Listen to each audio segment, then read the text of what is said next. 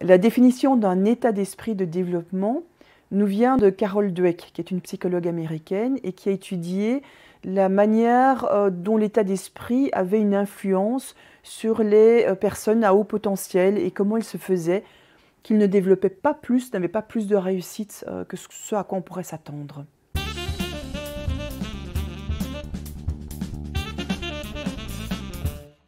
Alors, quel est l'état d'esprit de développement ? Pour vous l'expliquer, je vais commencer par vous expliquer l'état d'esprit fixe, qui est un peu son pendant, et qu'on connaît encore assez bien. Et l'état d'esprit fixe, c'est quand on se dit finalement qu'une intelligence, elle est à un certain niveau et qu'on ne peut pas la développer. Qu'un talent, on a ce talent-là ou on ne l'a pas. Et du coup, ça va, tous les compliments qu'on nous a donnés quand on était petit, oui, tu es génial parce que tu as fait ce dessin-là, tu es un futur artiste, ce genre de choses-là, tu as super réussi en maths, tu dois être vraiment le génie des maths, alors j'exagère un peu, mais tout ça nous donne une image de nous qui est, on est génie en maths ou on ne l'est pas. Et du coup, tous les puzzles, toutes les situations complexes, difficiles auxquelles on pourrait être confronté, si elles remettent en question notre talent ou l'intelligence qu'on considère être à un certain niveau, eh bien on va les éviter. Alors l'état d'esprit de développement, c'est un peu le contraire évidemment. C'est-à-dire qu'on ne se dit pas qu'on a une intelligence fixe ou un talent fixe, mais par contre que ça s'acquiert. Et comment est-ce qu'on l'acquiert ? On l'acquiert en accueillant les opportunités de se tester, d'apprendre, d'échouer aussi, de se tromper dans ce qu'on fait, parce qu'à chaque fois qu'on se trompe, on va apprendre quelque chose et on va pouvoir développer notre talent ou notre intelligence.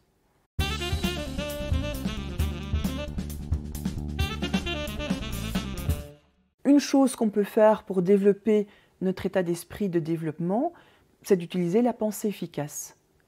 Par exemple, c'est de se dire, plutôt que de se dire « je suis vraiment nul en PowerPoint et j'y arriverai jamais », c'est de se dire « je ne maîtrise pas encore PowerPoint ». Donc d'utiliser le petit mot « encore » ou « pas encore ». Ou c'est de se dire « je suis en train d'apprendre ». Il est normal que ce soit difficile, il est normal que ça prenne du temps. Donc pratiquer la pensée efficace, aussi en disant le matin en arrivant au bureau ou même avant de partir « ah c'est chouette, aujourd'hui je vais apprendre quelque chose, c'est une très bonne journée pour apprendre quelque chose ». Et du coup, je vais être dans l'ouverture, du développement de ce que je pourrais apprendre, de ce que je pourrais identifier comme opportunité.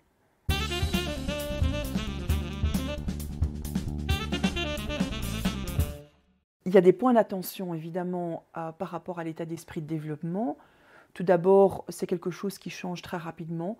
Donc ce n'est pas parce qu'on a une fois dans une situation en état d'esprit de développement qu'on l'a tout le temps partout. Ce n'est pas non plus que quelqu'un qui est dans un état d'esprit fixe est tout le temps dans un état d'esprit fixe dans tous les secteurs. Donc c'est intéressant aussi d'aller voir dans quel contexte ils sont dans un état d'esprit de développement et donc comme ça d'arriver à d'autres solutions. Et alors dans l'utilisation de l'état d'esprit de développement, ce qui est important, ce n'est pas de se voiler la face, mais c'est d'être très honnête sur ce qu'il y a encore à apprendre. Donc ce n'est pas d'adoucir un petit peu la situation, de se dire oui, on est capable de tout, c'est super.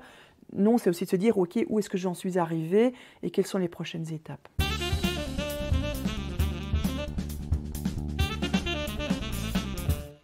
Si vous êtes manager d'une équipe qui est dans un état d'esprit fixe, et même si vous êtes collaborateur et que vous avez un manager qui est dans un état d'esprit fixe, la première chose à faire, c'est de reconnaître que cet état d'esprit fixe existe et que c'est naturel qu'il soit là.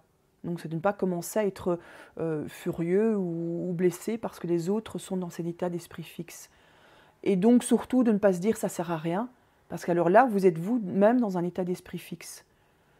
Donc l'idée, c'est d'aller identifier finalement soit les contextes dans lesquels ils sont dans un état d'esprit de développement et mettre ça en valeur, et où, c'est dans cet état d'esprit fixe, c'est d'aller voir quels sont les points finalement où ils font quelque chose de bien, où ils ont une attitude qui est intéressante, et d'aller mettre peut-être quelque chose comme le pas encore, et si jamais on faisait ça, ça aurait peut-être d'autres résultats. Donc au lieu d'être dans le oui mais, c'est d'être dans le oui et ça va leur donner des ouvertures qu'ils n'avaient pas auparavant.